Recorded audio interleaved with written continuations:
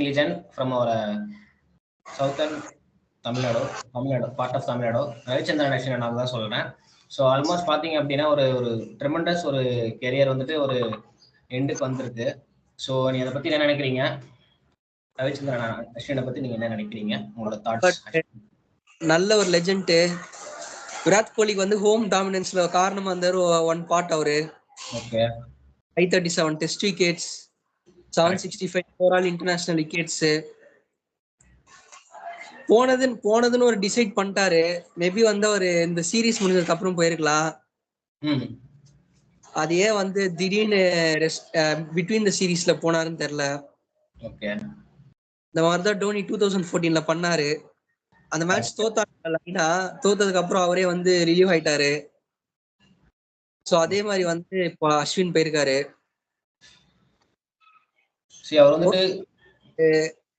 எப்படி சொல்றது, அவர் போகணும்னு டிசைட் பண்ணிட்டாரு. அதே வந்து பிட்வீன்ல போனாருன்னு தெரியல. அது வந்து அவரோட பர்சனல் இஷ்யூ எதனா இருக்கலாம். இது நம்ம அவரு போறத வந்து நம்ம சொல்ல முடியாது. ஏன் பிட்வீன்ல போனார், ரெண்டுல போனார், அதெல்லாம் வந்துட்டு டசன்ட் மேட்டர். ஸோ அவர் வந்துட்டு இப்போ ரிட்டையர்மெண்ட் ஆயிருக்காரு ஆல் ஃபார்மேட்ஸ்ல அப்படின்னு 320 சரி, ஐபிஎல் மட்டும் தான் இதுக்கப்புறம் ஆட போறாரு. ஸோ வர மாதிரி ஒரு பவுலர் வந்துட்டு இந்தியன் டீமுக்கு வந்ததுக்கு அப்புறம் வந்து ஆல்ரவுண்டர் வந்துட்டு யாரும் இந்தியன் டீமுக்கு கிடைக்கவே மாட்டாங்க. ஸோ இன்னொரு விஷயம் வந்துட்டு அப்படின்னா யூடியூபர் டு ஸ்கோர் ஆன test century. Second YouTuber who's the first? AB de Villiers. Super from இந்தியன்ல சொல்றேன். நம்ம இந்தியன்ல ஒரு யூடியூபர் டு ஸ்கோர் ஆன ஒரு செஞ்சுரி. அப்புறம் நம்ம இப்போ சிஎஸ்கேக்கு ஆட போறாரு ஐபிஎல், அப்கமிங் ஐபிஎல்ல. ஹோப்ஃபுல்லி ஃபியூ மோர் இயர்ஸ் சிஎஸ்கே கூட அவர் வந்து டிராவல் பண்ணுவார் அப்படின்னு நினைக்கிறேன். கண்டிப்பா பண்ணுவாரு. அதுக்கான ஒரு பாசிபிலிட்டி சரியா இருக்கு. அஸ்வின் நான் வந்துட்டு டெஸ்ட்ல ஐபிஎல் வந்துட்டு சென்னைக்கு ஆடினாரு. அடுத்து அப்படியே ஓடிஐ, அப்புறம் டெஸ்ட், ஒரு நல்ல ஒரு கேரியர், ஆல்மோஸ்ட் ஒரு சூப்பரான ஒரு கேரியர் வந்துட்டு நல்லா ஆடிட்டு இருந்தாரு. கொஞ்சம் நடுவில் வந்துட்டு ஆடல. அவரை கிருஷ்ணமாய் ஸ்ரீகாந்த் தான் வந்து இன்டர்நேஷனல் லெவல்ல கொண்டு வந்தாரு. அவர் அப்படியே டோனி யூஸ் பண்ணாரு.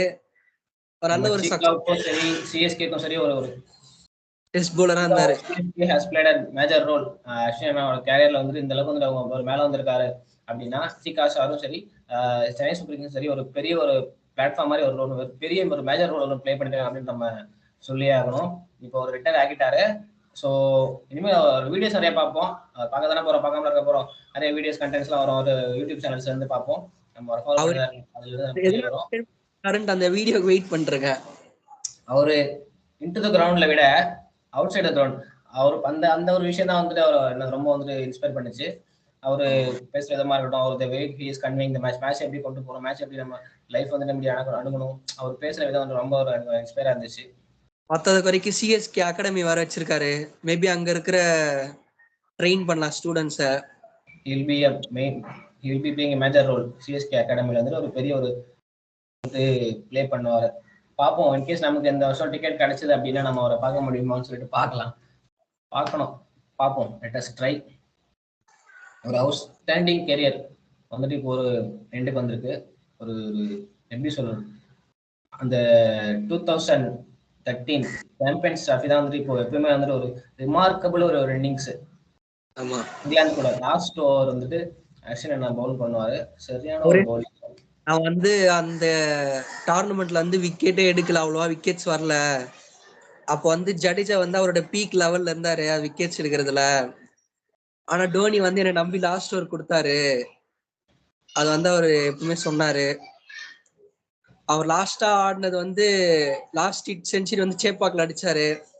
Last player of the series அங்கதான். மேன் ஆஃப் த ஈவன் அவர் ரிட்டையர்ட் ஆகும்போது சேப்பாக் கூட அழுதுன்னு சொல்லலாம். அன்னைக்கு அவர் ரிட்டையர்ட் ஆகும்போது சென்னையில மழை பெஞ்சுது. அது வந்து அப்படி எல்லாம் சொல்ல வரீங்கன்னு புரியுது. நிறைய பேர் சொல்றாங்க அவர் வந்து ஹியூமிலேஷனை ஃபேஸ் பண்ணிருப்பாரு.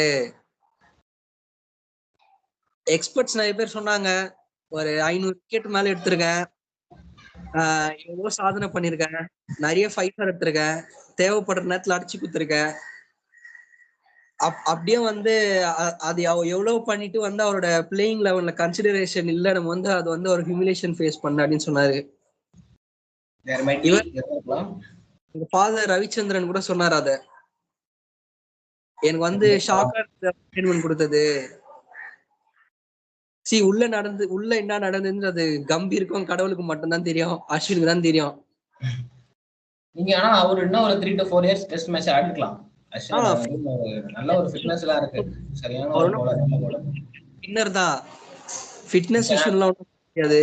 You can also bat to wickets drop ஆகுறப்ப நீங்க மேல ப்ரோமோட் பண்ணலாம், கீழே விக்கெட்ஸ் ஸ்டாண்ட் பண்ணி ஆடி ஆகணும் அப்படின்றப்போ ஒரு டவுன்ல ஜடேஜா கூட நல்லா ஆடி இருக்காரு, சூப்பர் ஆடி இருக்காரு. 2 இடத்துல ஒரு சேவ் பண்ணி கொடுத்தாரு. பங்களாதேஷ் ஹோம் கிரவுண்ட்ல வந்து ஒரு மேட்ச், அங்க வந்து இந்தியா பேட்டிங் வந்து ஷார்ட் ஆனாங்க. அப்ப வந்து கேஎல் ராகுல் தான் கேப்டன்ஷிப் பண்ணாரு. அவர் சூப்பரா மூளையை யூஸ் பண்ணி ரவிச்சந்திரன் அஸ்வினும் முன்னாடி அமிச்சாரு. அப்ப ரவிச்சந்திரன் அஸ்வினும் ஸ்ரேயஸ் ஐயரும் வந்து ஒரு குரூஷியல் நாக் ஒன்று ஆடினாங்க. மேட்ச் தோக்க கூடாது, டிராப் பண்ணணும்னு நினைச்சாங்க. ஆனா டே எண்ட் ஆனோடனே நெக்ஸ்ட் டே வந்து ஸ்ரேயஸ் ஐயரும் ரவிச்சந்திரன் அஸ்வினும் விக்கெட் விடாம அந்த மேட்ச் முடிச்சாங்க. அதே மாதிரி ஆஸ்திரேலியாலும் சரி, இன்ஜுரி பால் எவ்வளவு ஷோல்டர்ல வாங்கினாரு, உடம்புல வாங்கினாரு. அப்புறம் ஒரு ஹனுமன் விகாரியோட ஸ்டாண்ட் பண்ணி ஆடினாரு, அது வந்து ஒரு சமநாக்கு. அப்புறம் இங்கிலாந்து எதிர்க்க சேப்பாக்ல ஒரு நாக் ஆடினாரு. லாஸ்ட் விக்கெட் ஆக்சுவலா அது முகமது சிராஜ் அந்த எண்ட்ல இருந்தாரு, அவர் செஞ்சுரி அடிச்சாரு. அதோ வந்து இது லெஃப்ட் ஆர்மர்ஸ் சொல்லி சொல்லி எடுத்திருக்காரு. பென் ஸ்டோக்ஸ் நிறைய வாட்டி எடுத்திருக்காரு, 16 டைம்ஸ் பென் ஸ்டோக்ஸ் டிஸ்மிஸ் பண்ணிருக்காரு. ஆஸ்திரேலியால எடுத்திருக்காரு. ரைட் ஆர்மர்ஸ் ரெண்டு பேருமே ஒரு ஈவன், எப்படி சொல்றது, இப்போ ஈவனா பேலன்ஸ் ஆயிருக்கா அப்படின்ற மாதிரி.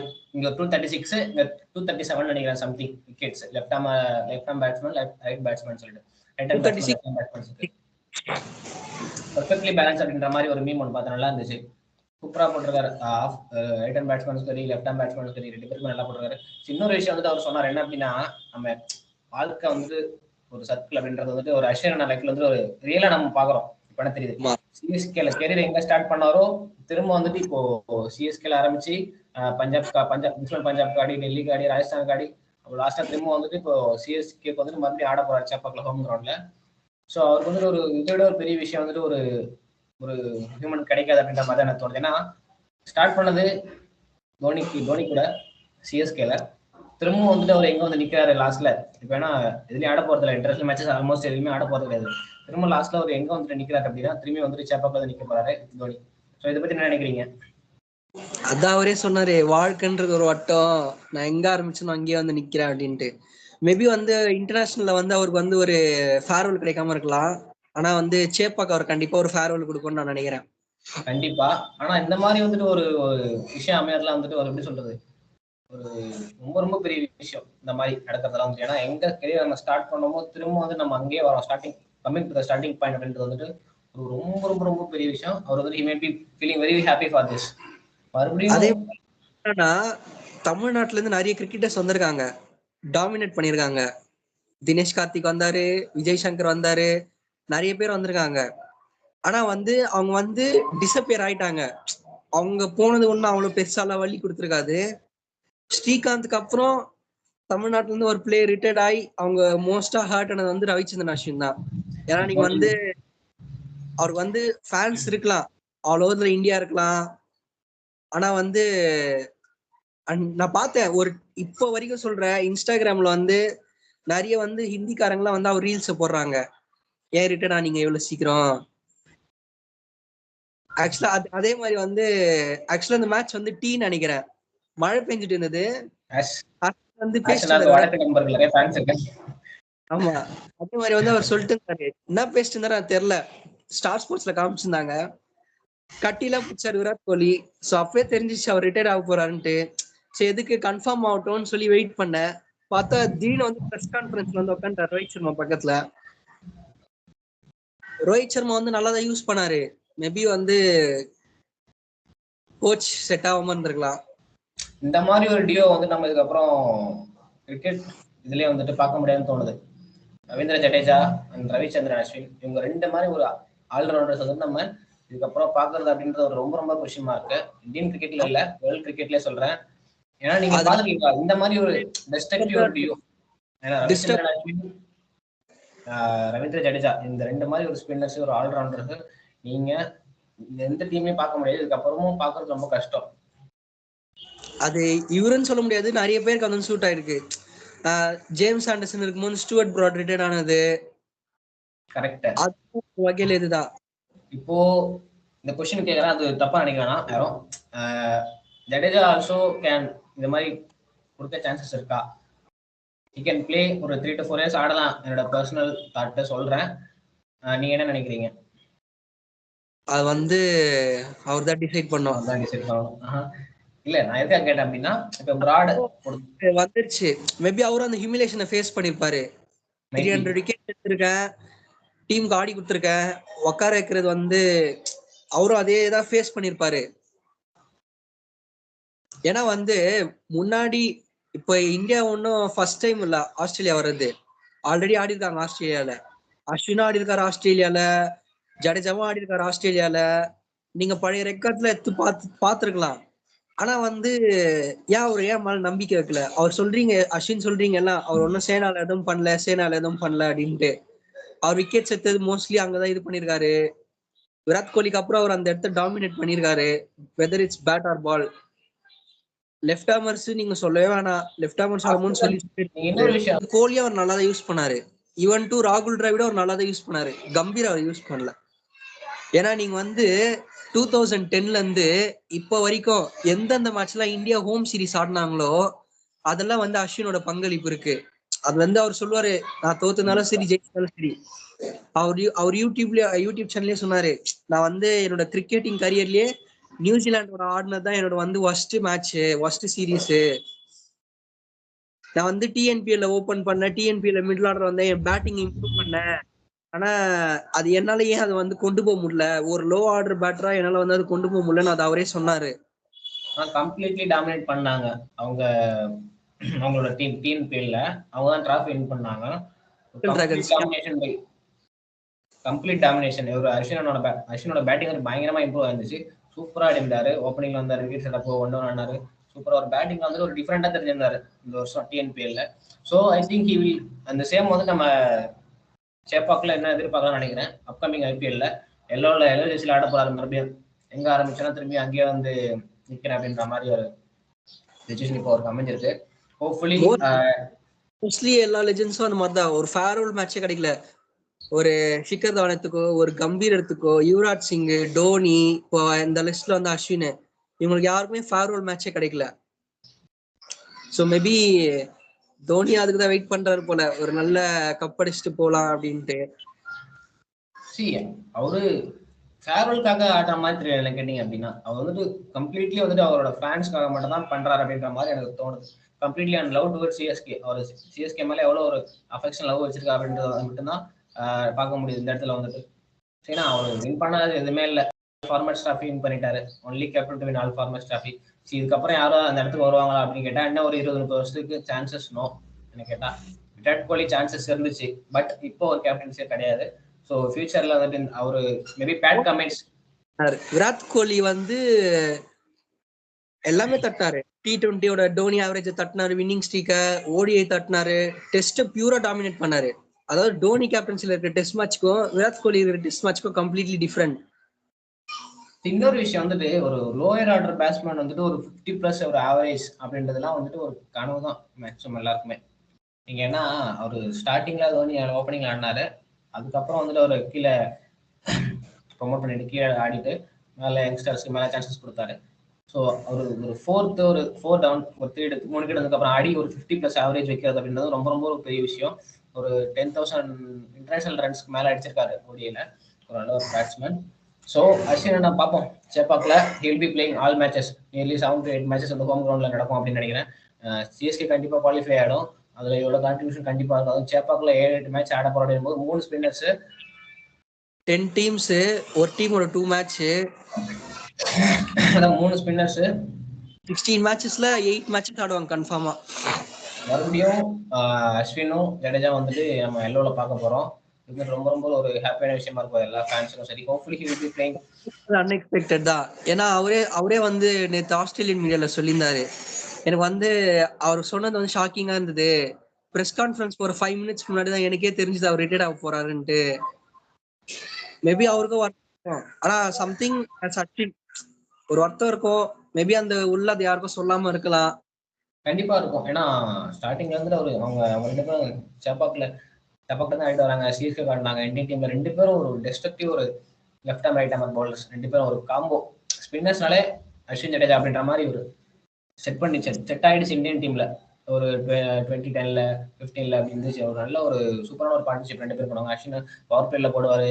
ஐபிஎல்லையும் சரி, ஐபிஎல்ல 3 விக்கெட் எடுத்து நான் பார்த்துருக்கோம். ஃபைனல்ல நியூ பால்ல போட்டிருக்காரு, நல்லா போட்டிருக்காரு.